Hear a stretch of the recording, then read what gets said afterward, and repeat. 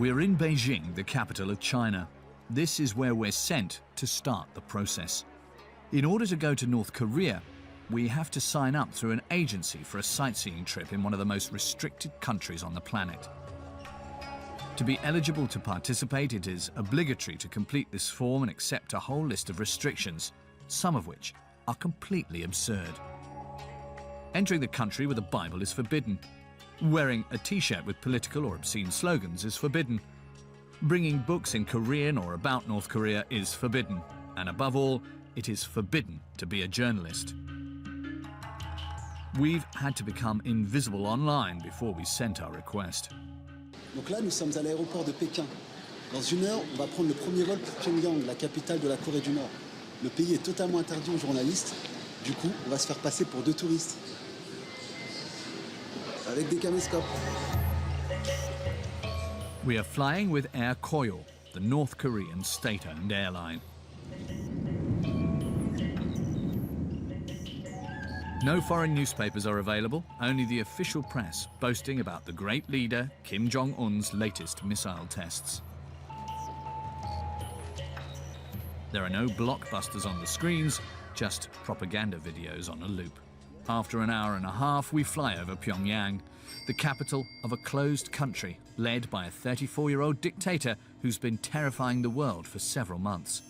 Already, our camera is causing problems.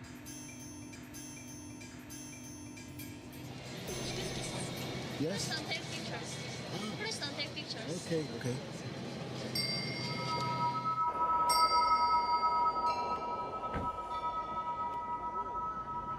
We are part of a group of about 20 tourists.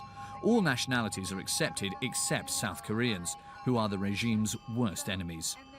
Through the window, we discover the new face of the country. Kim Jong-un has not only built missiles, modern skyscrapers have also appeared. For 10 days, we will be guided around the country. There is no question of travelling around ourselves.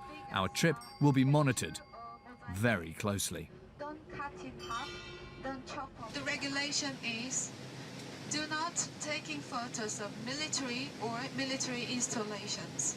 Number 2 is if you have some images of our leaders, and then please keep it well.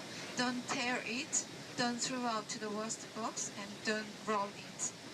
If you do not add, it's kind of insult for Korean people. The final thing is the foreigners cannot go out far away from the hotel unaccompanied by your guide. So it's forbidden. We arrive at our hotel, the only one to welcome foreign tourists, to find our first surprise. J'avais un petit cadenas. Ouais. Et le cadenas, il a disparu. Pour une raison simple, c'est que la valise, ils l'ont fouillée. Comme tu vois, j'avais... bon, comme ça, c'est pas très bien rangé et tout ça, mais tous les trucs ont été jetés à l'intérieur de la valise. Hop. Je sais pas exactement ce qu'ils cherchaient, enfin bon, bref. Ma trousse de toilette a été totalement retournée. Every year, 5,000 Western tourists visit North Korea, but the authorities have become more and more suspicious. It was during an organised trip like this one that the American student, Otto Warmbier, was arrested in January 2016, accused of stealing a propaganda poster from this same hotel. 2 months later, he appeared terrorised, head down in court, a trial worthy of Stalin, with a show of contrition in front of the cameras. I entirely beg you, people and government of the DPR Korea, for your forgiveness. Please, I have made the worst mistake of my life. Otto Warmbier was finally sent back to the United States, but in a coma. North Korean authorities claim he was affected by botulism, a rare disease, while in prison. His parents accuse his jailers of torturing him. The autopsy was inconclusive, and his death remains a mystery. What we do know, however, is that he disobeyed the guides who were accompanying him, which could have led to his arrest. C'est dans cet hôtel qu'a été arrêté l'Américain, le célèbre Américain, qui est resté 2 ans emprisonné avant de mourir aux États-Unis. Et d'après nos informations, il aurait tenté de se rendre au 5e étage. C'est l'étage interdit.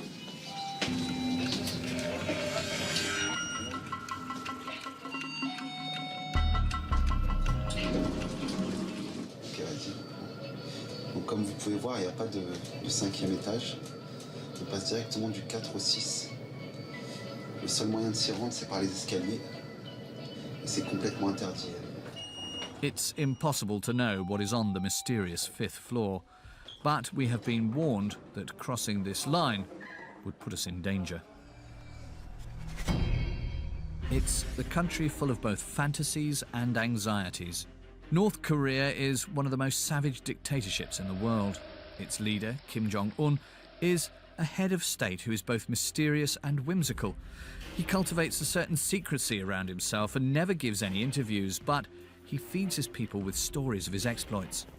Since he arrived in power 5 years ago, his country has never been so close to becoming a nuclear power.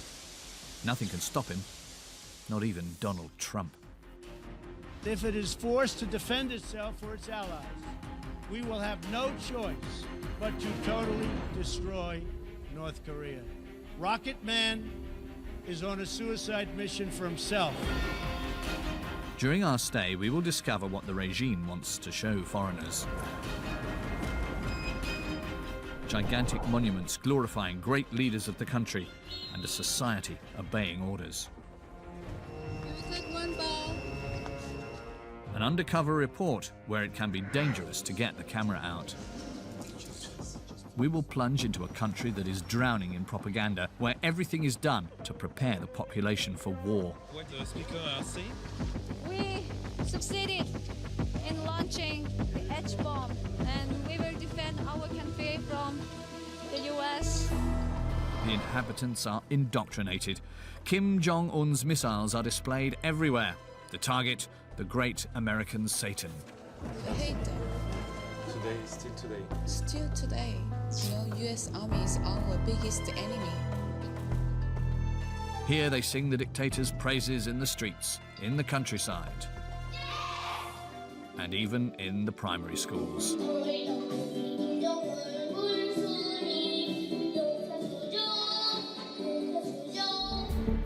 We also went to the place where Kim Jong-un grew up, in Switzerland, where nobody knew his true identity. There were one or two guys sometimes following him, or but we thought, okay, maybe it's part of the family. Nowadays we think, okay, this might have been his bodyguards maybe. Finally, we investigated in Malaysia, where Kim Jong-un most likely ordered the assassination of his own brother. It definitely took a lot of planning, yeah. It's not something that is done overnight. The execution has to be perfect for this kind of thing, and I think the execution was perfect. 그렇다 보니까 사람들이 많이 조심을 하고 항상 이제 공포감이 더 커지고 있다고 그런 이야기들 좀 들었어요. Journey into Kim Jong-un's Korea, the #1 enemy of America and its allies. Do you consider that Kim Jong-un is a madman? Of course not. He is very smart, realistic, extremely pragmatic person, and probably the greatest Machiavellian currently in operation.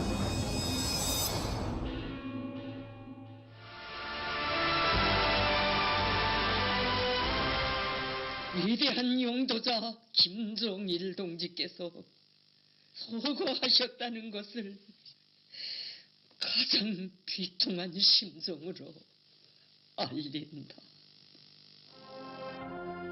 In December 2011, after the death of Kim Jong-il, the man who had led North Korea for 17 years, the world discovered the man he had chosen as his successor, his third son, Kim Jong-un, a chubby young man, 28 years old, who cried in front of his father's body.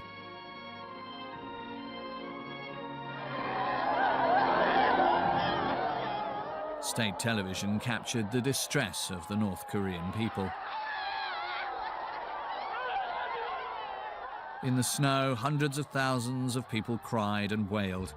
Outrageous scenes of grief filmed close up by cameras of the regime.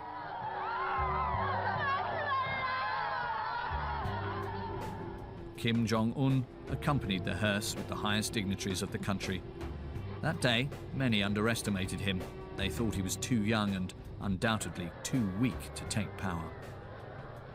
But the new dictator would quickly silence his critics. Andrei Lankov is one of the world's leading experts in North Korea. He's written many books about Kim Jong-un, his father, and his grandfather. You have the coffin, and you have 8 people who are walking next to the coffin. Kim Jong-un is number 1. Who is after him? It's his uncle, Chang Son-hek.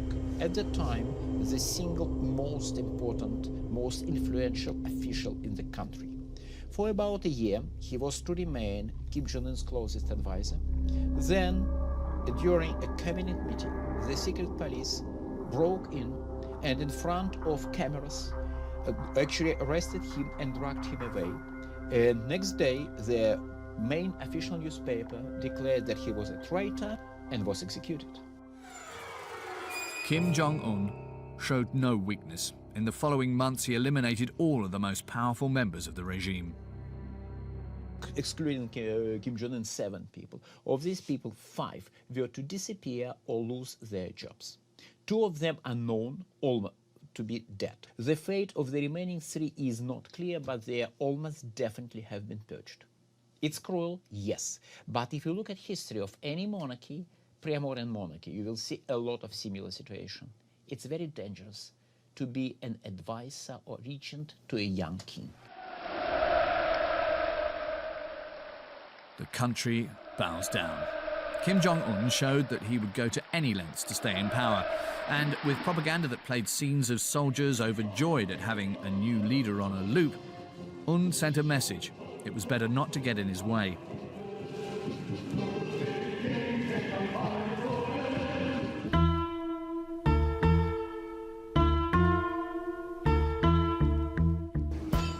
The first step in a trip to North Korea is to pay tribute to the country's former great leaders, Kim Il-sung and Kim Jong-il, the grandfather and father of the current leader, Kim Jong-un.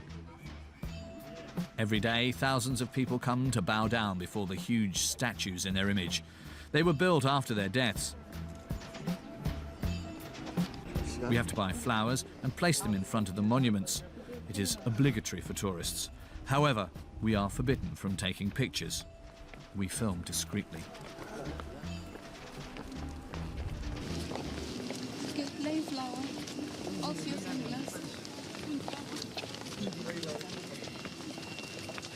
Lay flower and come back to the line.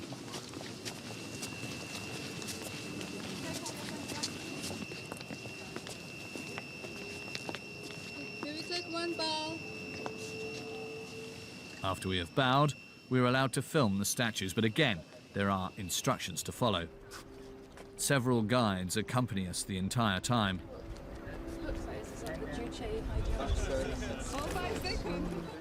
Mr. Kang, their head, checks that the images of the great leaders are not cut off, as this, according to him, would be disrespectful. Okay. Like that? Okay. This statue itself is 20 meters, but during their lifetime, President Kim Il-sung is taller than General, so the statue is different. And then the pedestal itself is 3 meters high, so totally 23 meters. After they will make another statue of Kim Jong-un? No. Now little statue we don't have it. Why? Kim Jong-un, he doesn't like it. He doesn't like statue? He doesn't like this painting in his statue. Okay. Why? You don't know why? Because he's really humble. Okay. He likes normal life. Kim Jong-un, a normal president. The next part of the visit will prove the opposite. In a neighbouring bookstore, there are shelves filled with his books, in every language. At the age of 34, in addition to his career as dictator, Kim Jong-un has already taken the time to write a dozen books. Anticipons la victoire finale par une offensive idéologique révolutionnaire. Signé Kim Jong-un. Les vétérans sont les aînés révolutionnaires inestimables qui sont à l'origine de cet indomptable esprit de défense de la patrie. Ça, c'est un titre, ça. As well as the books, there are records. Every one a song to the father of the nation.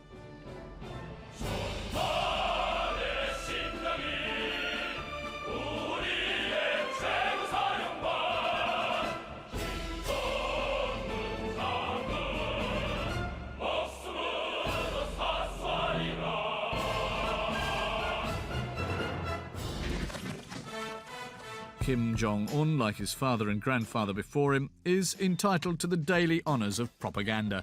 The great leader is also a great horseman.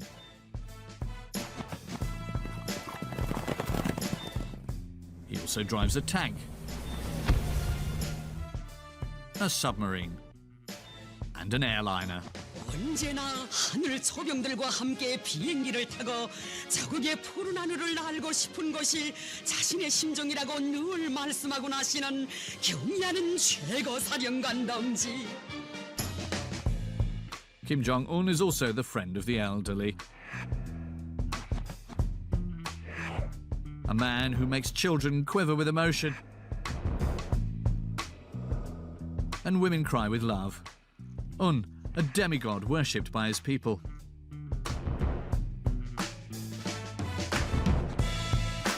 However, everything led to believe that his style would be different from that of his predecessors. He was educated partly in Europe, far from North Korea.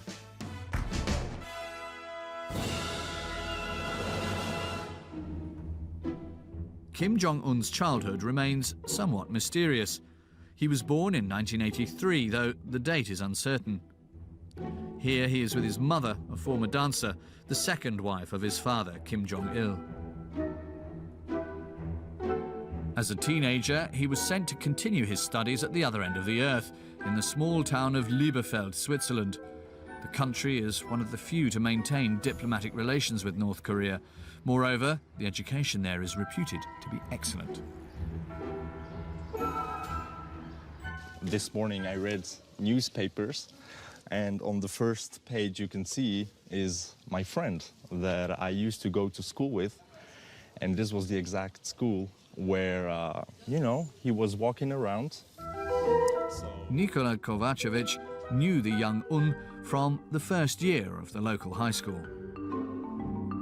He wasn't really special in any way.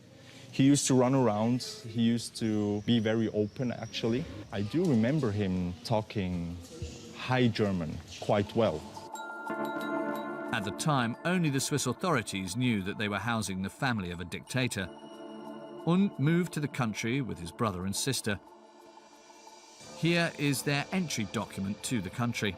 The three children kept the first names, but their surname, Kim, was changed to Pak. So Kim Jong-un was called Pak Hun. His true identity was never revealed during his stay. Even his friends didn't suspect anything. I remember the first time I saw him, they were mentioning that we will have a new class member, and he's apparently from North Korea. And I do exactly remember they told me he's the son of the ambassador. Later, the Swiss newspaper Sonntagszeitung ordered an anthropometric study comparing the face of the young boy and the current dictator. There's no doubt it's the same man, a few years older and a few kilos heavier. In Switzerland, he could not arouse any suspicions, even if his life didn't always resemble that of an ambassador's son.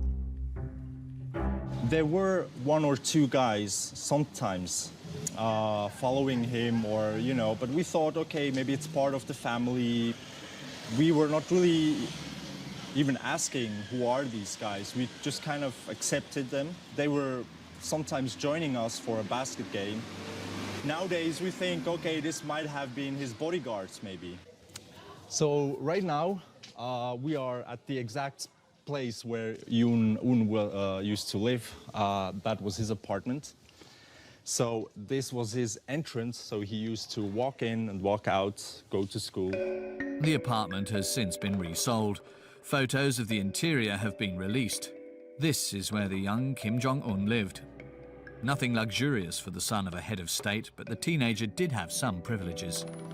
He was, by that I really meant without parents. he was having his apartment, and the other apartment was maybe for his workers or help people, you know, people that used to care for him. He was having cooks or maybe other people who used to serve him even maybe. He was having a room filled with basketball stuff where Michael Jordan's shirt or, you know, the original NBA basketball, you know, was inside. NBA is maybe, was back then the most popular sport in the United States, right? So I think you cannot like NBA and hate or not like the United States on the other hand. After 2 years spent in the greatest secrecy, Un disappeared overnight, repatriated to his homeland. It would seem that he didn't learn anything from the democracy lessons on the Swiss school curriculum. On the other hand, he returned passionate about Western culture, and it showed.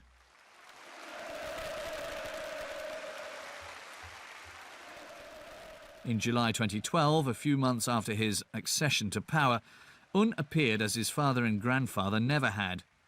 He attends a concert in Pyongyang accompanied by his wife. In North Korea, the first ladies had always remained invisible until then.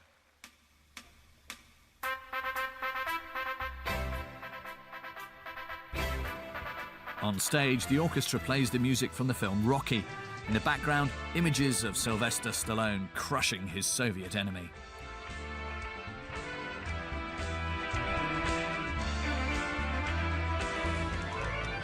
The highlight of the show, Mickey, Minnie, the Seven Dwarfs and Winnie the Pooh, symbols that couldn't be more American.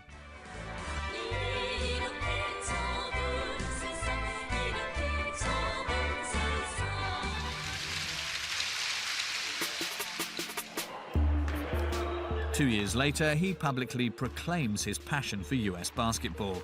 He invites Dennis Rodman, the NBA star, to Pyongyang for his birthday. Happy birthday to you. Happy birthday, dear Marshall. Happy birthday to you. As well as basketball, Kim Jong-un brought back other souvenirs of his experience in Europe. Under his rule, North Korea changed. He introduced some economic liberalization, which brought money into the country. In Pyongyang, modern buildings were built. American-style towers now overlook the statues of the great leaders. Kim Jong-un also unveiled some typically Swiss installations, ski slopes and other entertainment venues.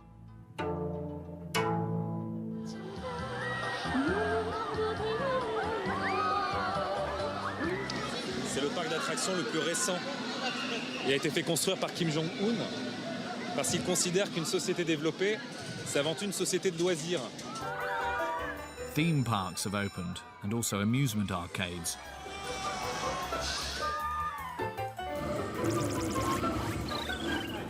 Bowling alleys and bars, even if it is only the most privileged who go. Our guides are proud to show us that life is happy in their country, but it is impossible to know what daily life really looks like for North Koreans.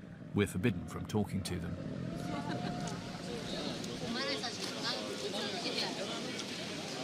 Toujours sous la surveillance. Voilà, le monsieur à ma gauche, là, c'est celui qui nous surveille avec le plus de vigilance. C'est le chef des guides. Ok. James, let's go.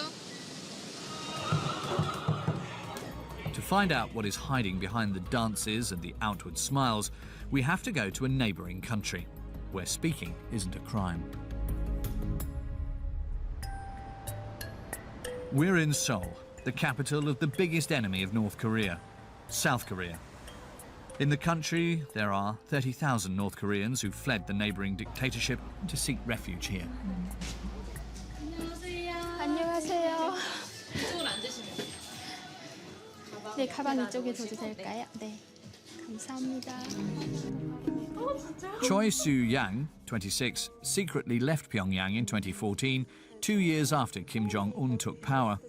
She tells us that nothing has changed. She's taken part in several television shows that report on life in the north. On the air, along with the hosts, she mocks Kim Jong-un's politics.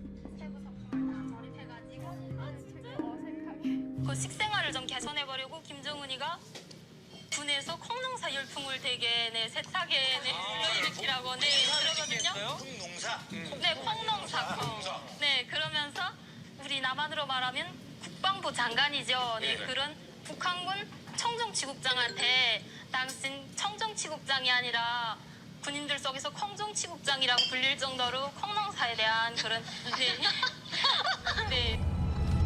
In Seoul, Su Yang discovered an environment she'd never dreamed of, a world which is highly connected instead of cut off from everything. 북한에서는 개인이 자가용을 소지할 수가 없고 차 운전이라는 걸 이제 꿈도 꿔보지 못했습니다. In the north, only a small group of extremely rich individuals can drive their own vehicles, just one injustice among so many others. However, Su Yang believed in Kim Jong-un. His signs of openness and a taste for Western culture let her dream of big changes to come, a dream which didn't last. 정권을 잡기 전에 후계자로 등장을 했을 때 이제 그 위대성 교양이라고 해서 김정은에 대한 이제 우상화 선전을 많이 해왔어요. 그래서 이제 북한 사회에 큰 변화가 올 거다라는 이런 오지 않을까 이런 생각도 했던 것 같아요. 탈북자들이 너무 많아지고 있다 보니까 제가 나올 때보다 국경은 더 경계가 심해졌다고 하고 있고 그리고 북한에서 이제 예전에 내가 살 때도 정말 그 공포 체제야 정말 두려움이 컸거든요. 모든 것이 다 불법이에요. 북한에서 살아가려면 그 불법에 대한 이제 처벌을 너무 완전 강하게 하다 보니까 항상 불안하게 살았지만 지금은 더 정말 김정은이 어떤 지시를 했을 때 그 지시에 시범경으로 걸리는 사람들은 무조건 다 처형감인 거예요. 그렇다 보니까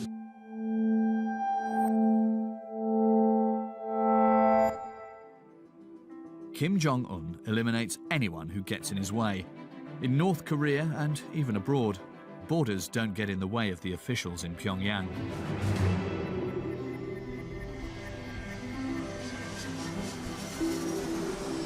We are in Kuala Lumpur, the capital of Malaysia. It was here that one of the most memorable assassinations of recent years took place. Kim Jong-un is reported to have had his own brother, Kim Jong-nam, killed. Nam was the first son of his dictator father. However, it wasn't him who was chosen to take power.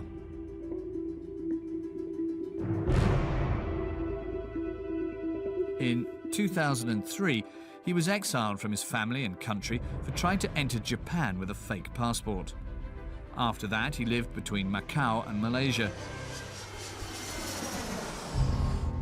On the 13th of February last year, he was getting ready to take a flight at the international airport. He can be seen on these video surveillance images in a grey suit jacket with a bag on his back.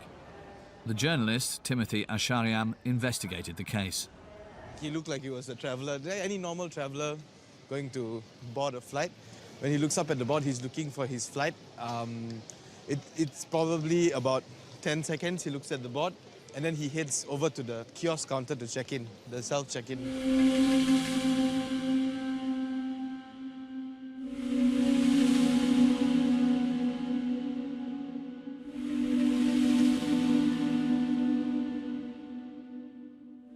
He came to this counter, this exact counter, to check in for his flight. And as he was checking in, he was very busy, so he didn't know what was going on around him. Doan, the Vietnamese girl, she came from the back, and she went over his head from the back and pushed the cloth with him. And you can see him doing a double take, like he moved back a bit, and there's the other girl, Siti Aisha, came from the side to distract him while this was all going on. And then coolly, Siti Aisha went off this way, and Doan went off that way.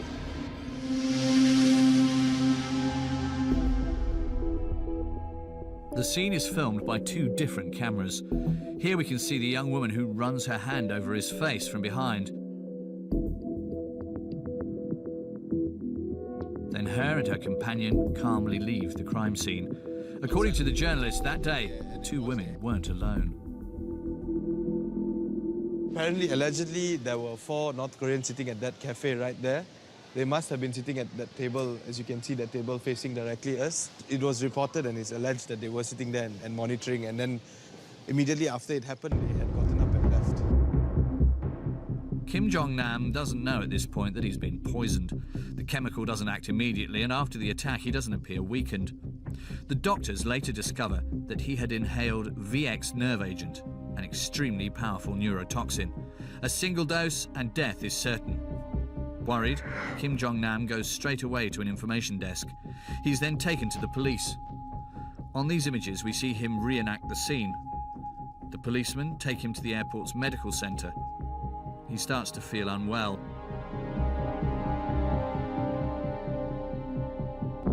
A passerby takes this photo of him. He's lying on a stretcher, waiting to be taken to hospital. He dies in the ambulance. It definitely took a lot of planning, yeah. It's not something that is done overnight. It's a lot of planning, a lot of execution. The execution has to be perfect for this kind of thing. And I think the execution was perfect.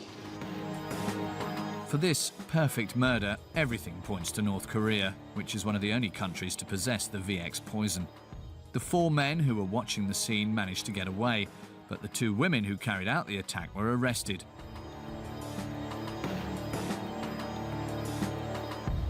One of them chose a big-shot Malay lawyer to defend her, Dato Naran Singh. He claims it's all a plot, assuring that his client does not have the profile of a professional killer. She's a very pretty woman, you know. Anybody will pick her for acting, you see, like this, you see. And then she's very outgoing. Outgoing, I know, very outgoing lady. She was in a TV show? Yeah, she has been. Several shows in Vietnam. So she really wanted to be famous? Yeah, any woman lah. Slightly questionable arguments from the lawyer, but according to him, this explains that the young woman didn't know what she was doing. What happened, they started doing video prank itself in Vietnam. And she was invited to come to Malaysia to do these video pranks. That was the reason she was here. One of the things that she did that day was to get a movie shooting for a prank video. There were certain people who were with her, who directed her to go and do this act. And she's merely innocent in doing the act. That's what we are looking at. The young woman says that her and her companion had been trained for several months, carrying out real hidden camera stunts. It's going to be hard to convince the court of such an unlikely story. They both risked the death penalty. Regardless of their fate, everything points to Kim Jong-un being the person who ordered the assassination. In the center of Kuala Lumpur, we have a meeting with Axel Huang, a friend of the victim. According to him, Nam knew he was in danger. He always sit here. Wife sit here. So he like here. Because grass here. Okay? Grass protect. And then the security, two bodyguards, always sitting here. He was always accompanied by his bodyguards. However, the day of his assassination, he was alone. This is not surprising for his friend. What is this community so terrible? I have to talk to them. Pyongyang was very good financial condition until Chang Song-tek was arrived. Remember Kim Jong-un's uncle, the one he had assassinated just after he arrived in power. Chang Song-tek was killed by Kim Jong-un. After that, all the pipeline, money pipeline, supplying is stopped. So he got some suffering for the money, financial, I think, problem. No more money meant no more bodyguards. Kim Jong-nam became an easy target. Yet he still criticized his brother and the regime in Pyongyang. According to his friend, his fate was sealed. 2012, already Kim Jong-un trying to kill, Oda already trying to kill Kim Jong-nam. In North Korea, internally Kim Jong-un have one big problem is Kim Jong-nam because his blood is no original blood. You understand? So Kim Il-sung here, Kim Jong-il here. But next one is who? Kim Jong-nam. Why? Because elder son. That's why he decided to kill him. After the assassination of Kim Jong-nam, Kim Jong-un laid low. From then on, he was the only one left with claim to the Kim legacy. At the same time, the dictator protected himself from his enemies outside by launching missiles and developing his nuclear weapons.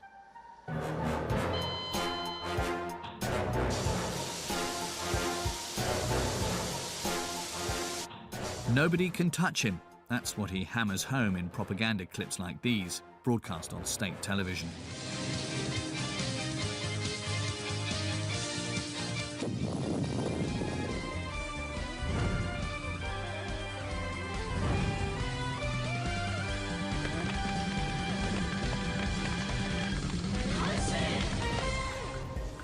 During our visit, the regime conducted a nuclear test. This military success is displayed everywhere. Newspapers are shown behind glass in the streets. On the front page that day, the regime is threatening its enemies, South Korea and the United States, with nuclear war.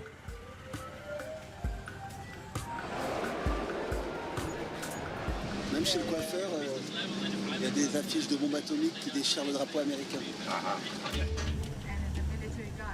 Our guides take us to the countryside. We take roads which are completely empty.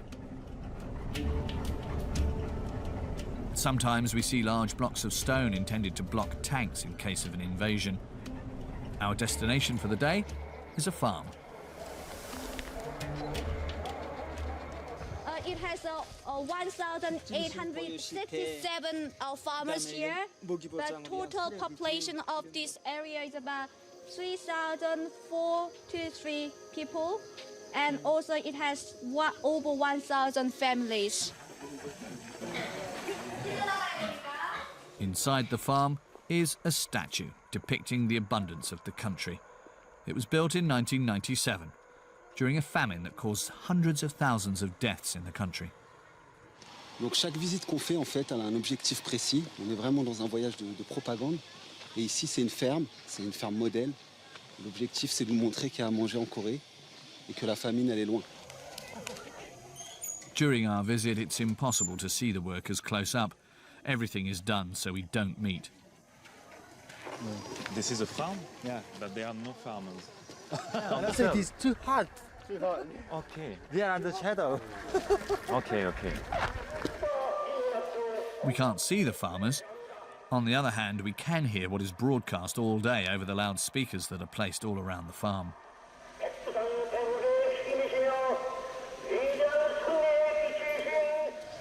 Miss Pak, what the speaker are saying?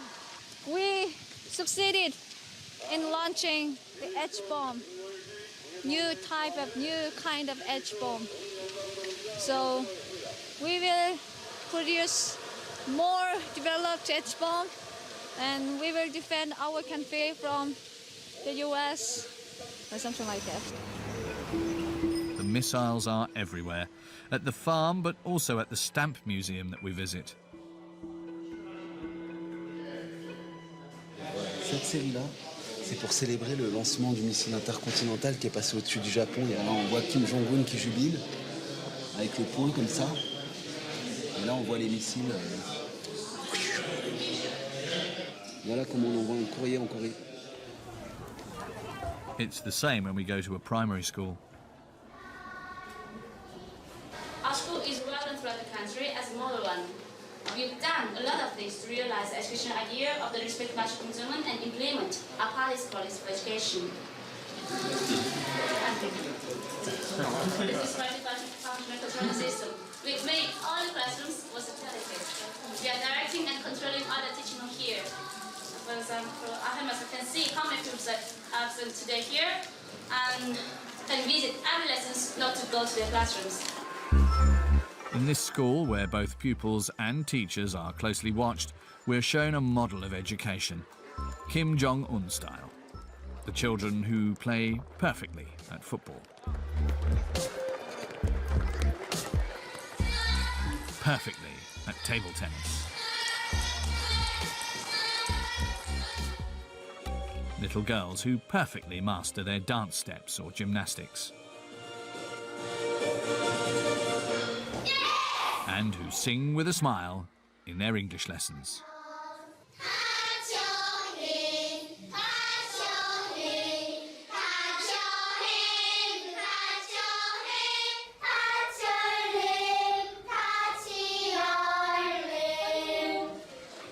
highlighted the visit, the show by the children who not only have to excel in class and at sports, but also in music.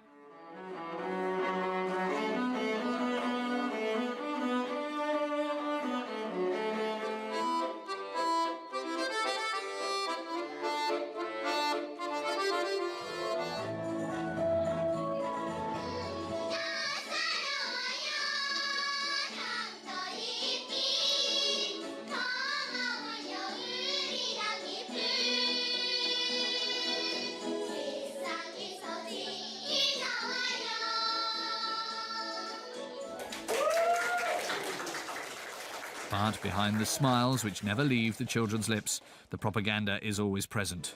It's a young boy's turn to sing in front of us.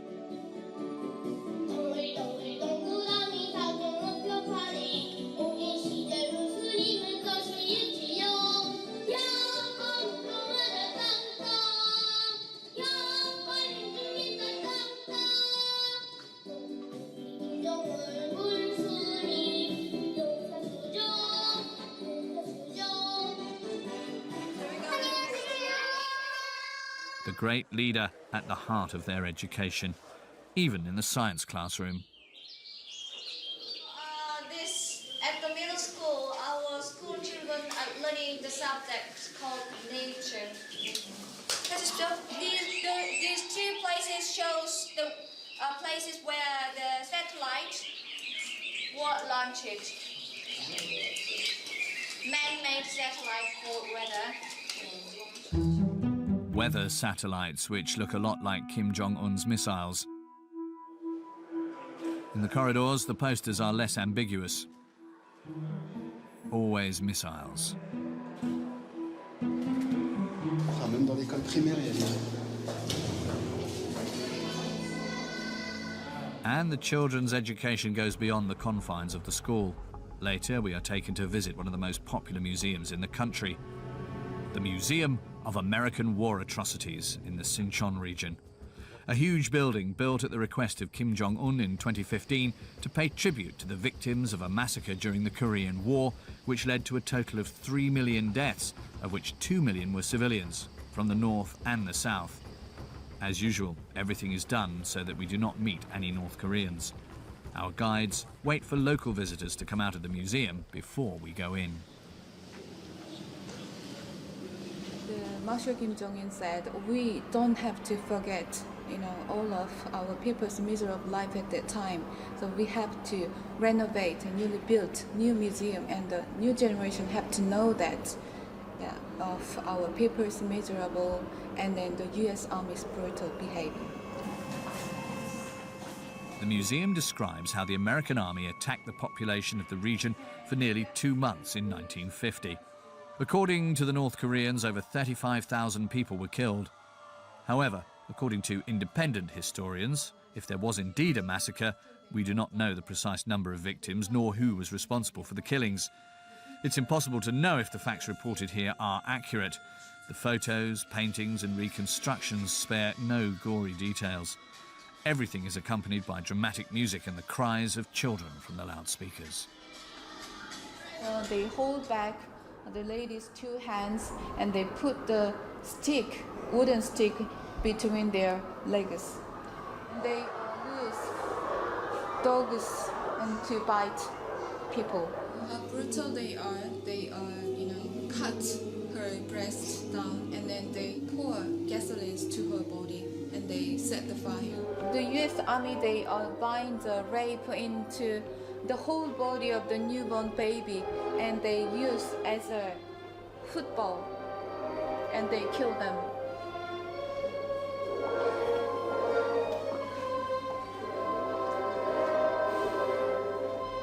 Is the children visit this museum?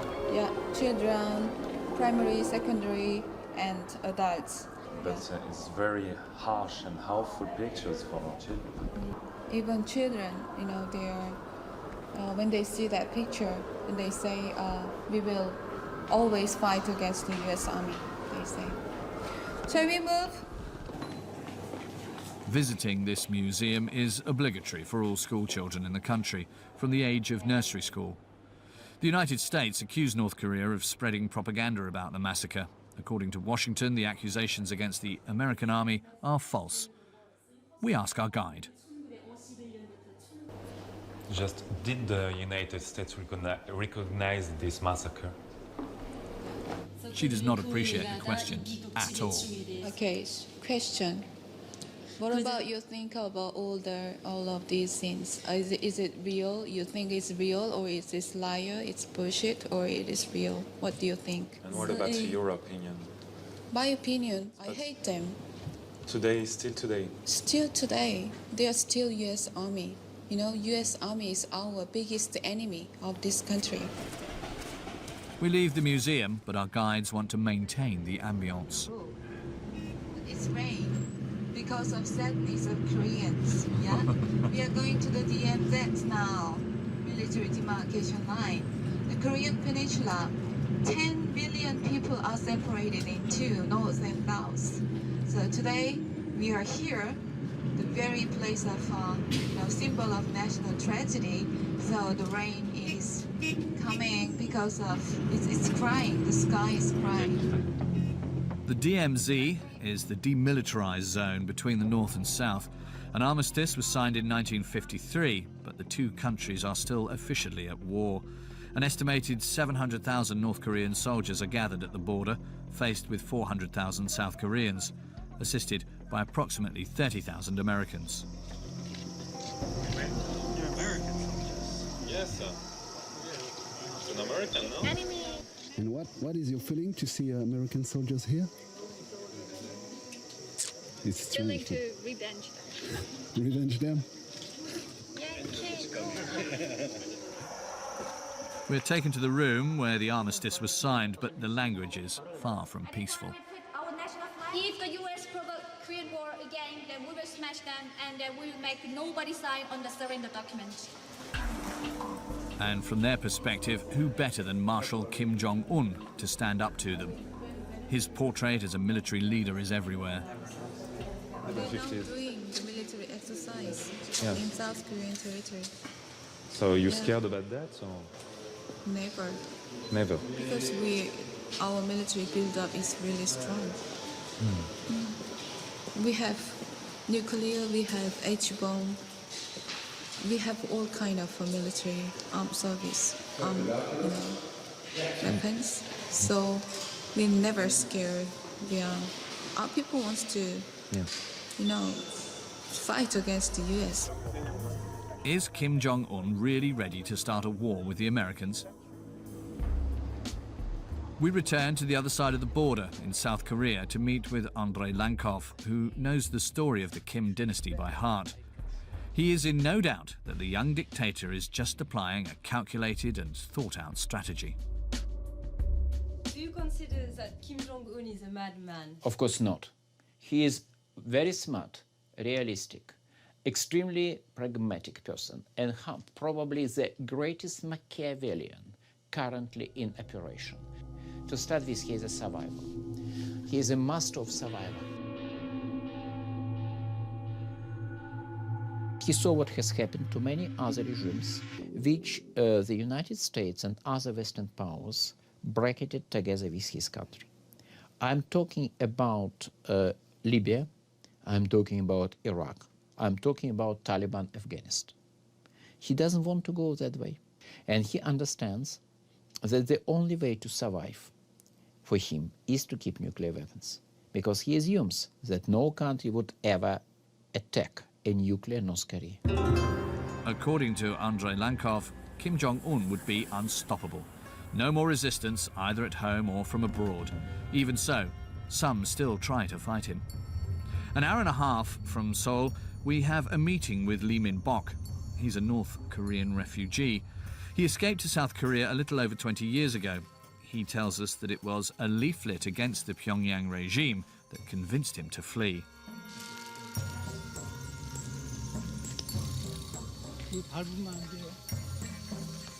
Mr. Lee is one of North Korea's biggest enemies. There is a price on his head. 이걸로 풍선 제작하는 거예요. 여기다 이제 수도가스를 내가지고 삐라를 달아서 날린다고. 자, 이게 전단이에요, 이게. In the bags are slogans against the regime, pages of the Bible which are forbidden in North Korea, and anti-Kim Jong-un films on USB keys. 2 men are with him from the South Korean police. 그 경찰이 여기 있습니까? 이민복 씨 북한 로스 코리아 테러. 6명이서 2명씩 24시간 매일 어디를 가든지 항상 있어요. 서로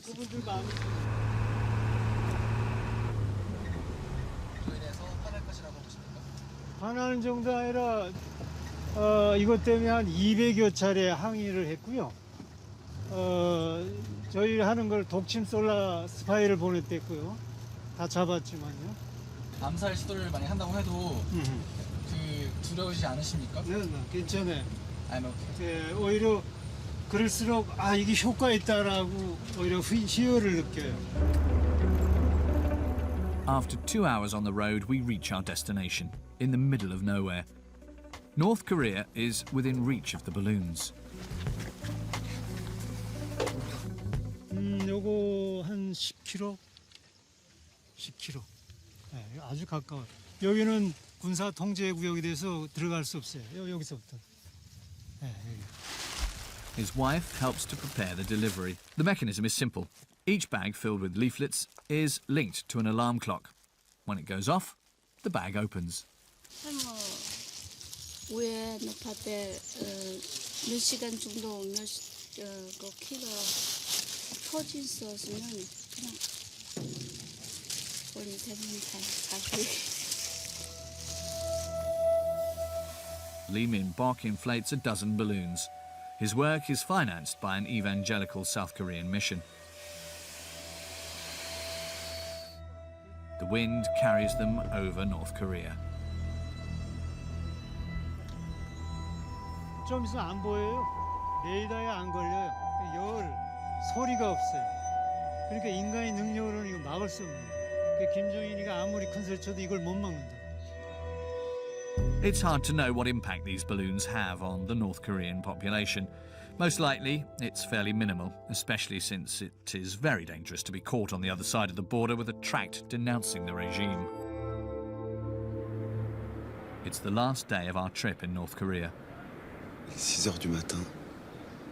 Et sur la rive en face, il y a plein de gens qui dansent sur des musiques patriotiques. During our whole stay, besides our guides, we've only seen any North Koreans from far away. Everything is organised to limit the contact between them and us, the foreigners. They're not allowed to leave the country and they can't communicate with the outside world. Is it possible to send a mail? Send a mail, possible. Yeah? Where is it? Which country? France. France? Yeah. We film discreetly. For my mom. Je dois remplir un formulaire. 근데 이거 9월 말에. Okay. I have to. 카트린이 떨어진다는데. Okay. France? The internet network is practically non-existent in North Korea. Around 0.5% of the population have access, and only the richest and the most powerful. But it is still being monitored. So there is internet here? Nothing. Nothing? Nothing. Only email. Ok, il n'y a que les emails. Ok. Not Google. Google, no. Google. No. Okay. Yeah. Okay. Yeah. Okay. Je pense qu'elle ne connaît pas. C'est un des seuls endroits du pays où tu peux envoyer un email en fait. Ok. Can I can... Donc là, le mail va partir, mais de la boîte mail de l'hôtel. Autant dire que faut pas écrire n'importe quoi. A simple email scrutinized by the hotel employee. Salut maman, je t'écris depuis la Corée du Nord. The text will be read before being sent, no doubt. Yeah, send. I send. You? Ok, c'est elle qui l'envoie. Donc je l'ai. It's okay? Okay. C'est ok. Là, je dois laisser comme ça et c'est I comme. send. Ok. Comme ça. And the huge majority of North Koreans don't even have access to this little window to the outside world. Today is a national holiday. Dances are organised everywhere in the streets.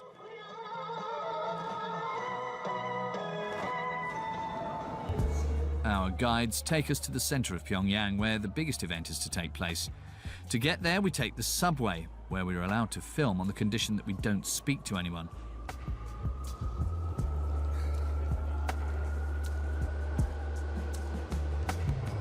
We can only briefly see the North Koreans, who are submerged in propaganda. Posters to the glory of the party, portraits of the great leaders on the walls.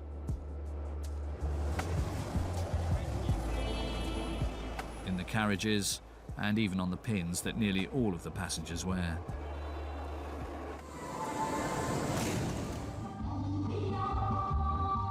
The grand finale of the day and our journey in the country is the celebrations of citizens who say they are just like any others. It was Kim Jong-un himself who developed tourism when he arrived in power. He recently declared that he wants 2 million foreigners to visit the country each year between now and 2020. 20 times more than currently. No doubt to show them the same things we saw, a society that is uniform, synchronized and smiling, but above all, one which is subservient.